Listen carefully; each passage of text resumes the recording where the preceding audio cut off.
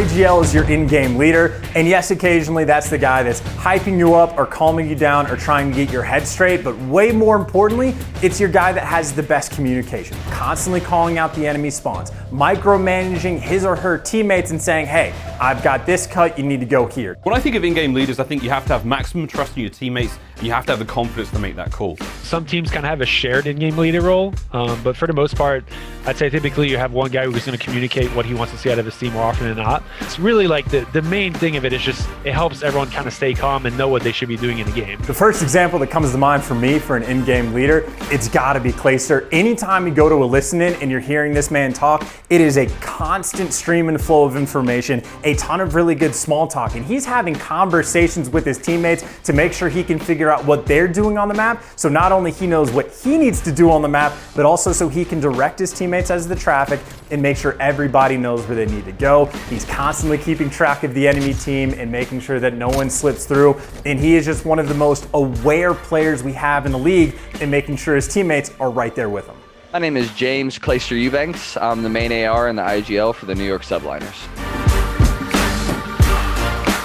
The three main components of an IGL really come down to creating the strategies, executing the strategies, and being the main communicator inside the game to make sure all those strategies flow together. So there's stuff you can add, stuff you can take away, but I think overall those three things are the three most important things for an IGL to do in Call of Duty. I can't think of a great sports comparison to an IGL in COD, but if there was one that even came close to it, I would probably say something like a quarterback. He's just the one kind of influencing, controlling the pace of the game, controlling the teammates, making sure everybody knows what they need to do, reminding them of their assignments. The concepts and the mindset behind it are very similar. The IGL is one of the most important players on the team because not only are they kind of coming up with strats on the fly, like for example, I would, when we were playing Search and Destroy tournaments the first month of the game, find a cool setup for a bomb plant that's like a post-plant situation, or a good break off that you beat somebody there by a couple steps or something like that. And really it's just me being in tune to that and realizing that over the course of the first couple weeks that we play. And like after the first week, I'm like, hey, I noticed that the timing on this is like this, so I want you to do this. Or I noticed when we get bombed down here, if we just set up two guys like this, we can adequately defend the bomb. And so it's just being in tune early on in the game and understanding like Call of Duty at a higher level. And I think like, especially in Respawn, the IGL is really the one focused on like learning the spawns to begin with. And so the first couple months of the game, I'm trying to get my spawn knowledge to, you know, upper 90, 95% correct on every spawn call. So that when the enemy is spawning, I'm the one on my team who's first to know, hey, they're spawning in this corner or they're spawning in that corner. And I kind of pride myself on being able to figure that out very quickly and watch film early on to get to a point where my team kind of has a good head start in terms of understanding the game, understanding the flow of the game, where the enemies are going to be coming from, where your teammates are going to be coming from. And really all that comes into effect the first month of the game, where we're just kind of like doing all these different things, trying to get as much, fundamental strategy as we possibly can. As early as we possibly can, because getting a head start in a league as competitive as ours is very important. Trust and truly listening to that in-game leader, you have to believe what they're saying. If the in-game leader says something along the lines of, guys, give up that 20 seconds on that hard point, we need to rotate early to guarantee ourselves 30 or 40 on the next one, you have to make that gut decision as a leader. But for the team, trust in that call is essential, because if everyone doesn't commit to that one play, then the team is fractured, the team is split. And with that split becomes nothing but chaos and mistakes. So listening to that in-game leader, trusting the gut call from the outset and reacting immediately is essential to a team's success in the CDL. There's no trust, there's no winning whatsoever. You cannot have a successful team. You cannot be successful in matches if you're not trusting one another. There are so many situational plays that arise in Call of Duty where sometimes a split spawn is happening and you have to split off into pairs. You know, two people have to go fight this group of people while the other two fight the other half. And you just have to trust that the other pair is going to make the right play, that is going to find their kills and do what they have to do on the map for you guys to win that specific situation. And if there's no trust between players, between staff, then those types of plays just fall apart and you lose every single time. Cultivating trust on a team is a bit of a weird one, because it's not like just do this and you're going to trust each other. It's a long process that happens over the course of many, many months, and it's something that you know, I never want to put my teammates on a leash. Like, I never want to be like, I don't want you ever trying to make a play. Or it's like, you have very talented people on your team and you try and make them play too structured and too fundamentally correct, and their impact on the game goes down. And so it's all about finding the level where it's like, do the right things, you know, 90% of the time. And then that other 10% of the time, you're allowed to like freeform and just, you know, fly at them and go do whatever you want. And kind of, I trust you to make the correct play when it's the time. But I also trust you that when we call it going rogue, where they just kind of, you know, screw the game plan. I'm doing my own thing. I'm going and slaying out. And you have to allow your teammates to do that sometime. You have to allow your teammates to have an impact on the game. And cultivating that trust is something that only happens over many, many maps, many, many months of, okay, now I trust that you're going to make the right play 90% of the time. And that other 10%, even though it may be the wrong play, you're just trying to like have an impact on the game and you're trying to frag. In-game leadership is a key quality, but it's a very fickle mistress. If you make a bad shot and your teammates don't listen to you anymore, stop trusting you, that can seriously hurt a team. So it takes a long time to build up that reputation and lose it in an instant. You got to be confident in your play calls, even in an uncomfortable situation. In this past group play stages, it was a Moscow hardpoint. We were leading by quite a bit to start, and the other team ended up coming back. And the end of the game was right around the rotation, like the reset of the rotation. So back to P1, then to P2 on Moscow. And there was a moment on P2 of Moscow where me and my teammates spawned out at about 35 seconds. And when you spawn out of the hard point at 35 seconds, that's what we call like the danger zone, because like it's at the time period where you don't really want to rotate to the new hill, but you also don't want to hit the old hill because of the way that the spawns work. If you hit the old hill and break it, you end up spawning there, but you can't win the game, and the enemy team spawns at the new hard point. So there's a weird like circle there where it's like, we're in that zone where it's kind of a gray area. And I remember I made the call to hit the hill. I was like, we're hitting this hill. We're not giving them the free 35 seconds. We'll figure out the next hill on the way. We end up breaking the hill at around 22 seconds.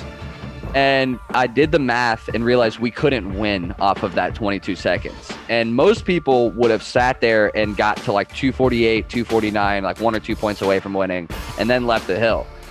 I made the decision, and I made it in the comms, like, everybody leave the hill. We're just leaving this hill at 20 seconds, and we're all going to go and hit new. You know, doesn't matter how close we get if we don't win. Let's go ahead and try and win the rotation of the new hill. And I think that play call was one of the better play calls I've made this year, where, you know, it was a really weird gray area where I made the decision to, we're going to go and try and break the old hill. Then now I'm making the decision, like, we're not even going to get the time that we just broke this hill for. We're just going to all rotate. And it ended up working flawlessly. We ended up breaking the next hill. We ended up winning the map and winning the series. And it was just one of those calls where I saw, like, you know, I had some pro friends texting me, like, you made that call to leave that 20 seconds, didn't you? And I'm like, of course I did. Like, you can't win off the time. You got to go to the new time. And it ended up being what happened.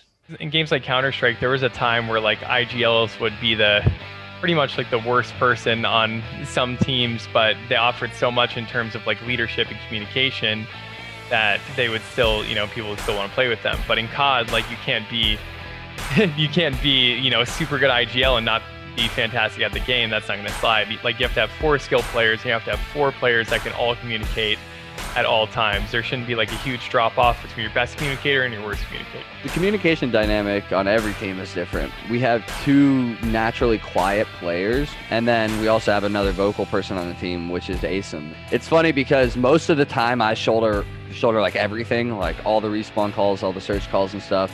But lately, in the past couple of weeks, I've kind of been backing off in the search and destroy a little bit. In search and destroy, I'm not as confident in my calls because a lot of the time I'm not in the play with my teammates. I'm usually the guy like watching flank, or it's what we call an island player, where basically I'm playing on my own the whole time, kind of playing or on a lay flank, or kind of cutting a part of the map off that's not with my team.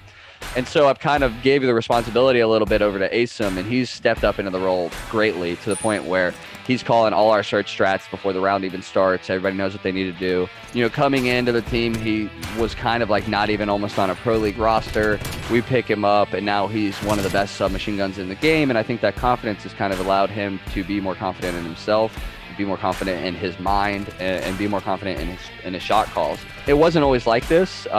It was kind of me was like the end all be all. Everyone listened to me. I figure everything out. Nobody else really offer any input. But probably a month or two ago, I kind of had a sit down talk with the team and really just told them like, hey guys, like I don't want it to be like a dictatorship. Like I want everybody to contribute. I want you guys to step up into more responsibility and be more confident. Like I know you guys trust me and I'm supposed to be the IGL, but I need you guys to also step up to the plate and do your part. It's a shared responsibility by the team. You know, if you're in the situation to make a play, you're going to make it. And kind of the IGL responsibilities have kind of sifted down like that. You know, there are moments in the game where FaZe just not involved in the play. Either he's blocking a spawn or he's holding a deep angle where he's in a spot where he can't see all the arrows on the minimap, so he can't coordinate them. Guess what? It's on one of those guys in this situation to make the play. So we're starting to see, you know, IGL responsibilities just get picked up by every member of the team. And, you know, it's really starting to build them up as players. You know, they're growing their intangible characteristics, just being able to coordinate all around the map, stepping up in comms, and your knowledge and pattern recognition really steps up as well when you start paying attention to these things. So being the IGL, it still definitely is a thing where you're starting to see secondary and tertiary players step up and kind of help with those responsibilities too. Some of the more personal lessons I've learned that have really helped influence me IGLing today have really been just like growing as a person. I think like that might seem kind of odd, and you know, I'm 28, almost 29. I've been doing this a long time, but I haven't always been the best teammate, and I haven't always been the best communicator, and I still sometimes do, but I used to a lot more let my emotions get the best of me.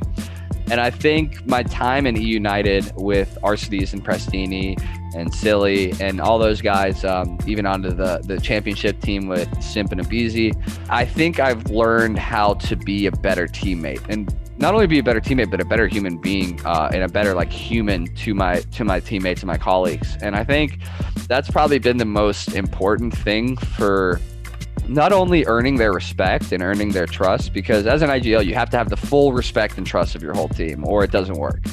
And I think that's gone a long way in gaining that from every team I've been on. And then also it's helped me learn how to communicate a little more effectively. Like I now understand that how things work for me and how you get through to me is not how you get through to everybody else. They don't take it as well as if I just explain to them, hey dude, you made a mistake here again, explain why you made this mistake. If I disagree with you, you know, we're gonna change this, we're gonna fix it.